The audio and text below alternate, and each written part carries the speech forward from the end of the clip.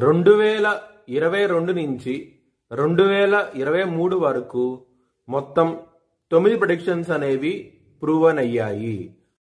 Hi friends, welcome to HLN జ్యోతిష్యాలయం. ఈ video ఆఖర్లో నా ప్రూవన్ ప్రెడిక్షన్స్ ఉన్నాయి. మీరు కనుక నా వాట్సాప్ గ్రూప్లోకి యాడ్ అవ్వాలనుకుంటే కనుక ఇక్కడ మోర్ అని ఉంటుంది, ఆ మోర్ మీద క్లిక్ చేయండి. ఇలా డిస్క్రిప్షన్ ఓపెన్ అవుతుంది. డిస్క్రిప్షన్ ఓపెన్ అయిన తర్వాత ఇక్కడ వాట్సాప్ గ్రూప్ లింక్ ఉంది, అట్లాగే ఇక్కడ మోర్ అని ఉంటుంది ఇంకా. సో ఇవన్నీ లింక్స్ అనమాట.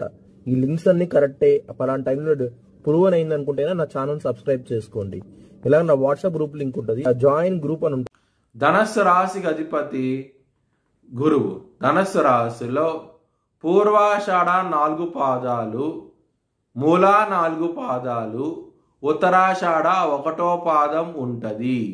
ఈ నక్షత్రం వాళ్ళందరికీను నేను చెప్పే వార ఫలితాలు వర్తిస్తాయి. ఈ వారంలో లగ్నాధిపతి అయిన గురువు రుణ రోగ శత్రుస్థానంలో ఉన్నారు. దాని మూలంగా మీరు చాలా ఇబ్బంది పడే అవకాశం ఎక్కువగా ఉన్నది. శత్రువులతో గొడవలంటూ ఎక్కువగా ఉంటాయి ఈ వారంలో. ముఖ్యంగా 6వ స్థానంలో కుజుడున్నప్పుడు శత్రు వర్గాలనే వాళ్ళ నుంచి ఎక్కువగా ఇబ్బంది పడే అవకాశం ఎక్కువగా ఉంటుంది. కొంచెం జాగ్రత్త అంటూ ఎక్కువ తీసుకోండి. దక్షిణామూర్తి అలాగే హనుమాన్ చాలీసా పారాయణం చేయండి, మీకు మంచి ఫలితాలంటూ ఉంటాయి.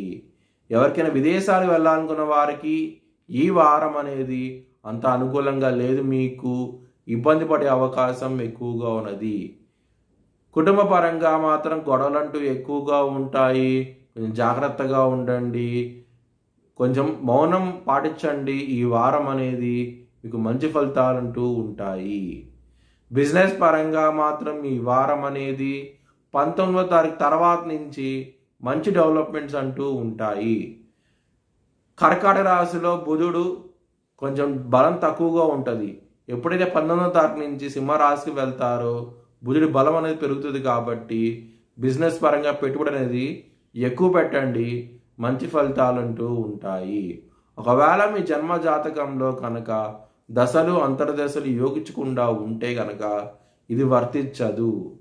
మీ భవిష్యత్ వివరాల కోసమై హెచ్ఎల్ఎన్ జ్యోతిష్యాలయాన్ని సంప్రదించండి. 2024 భారత్ ప్రైమ్ మినిస్టర్గా నరేంద్ర మోడీ రీఎలక్ట్ అవుతాడని చెప్పి నేను మార్చ్ 2022లో చెప్పడం జరిగింది.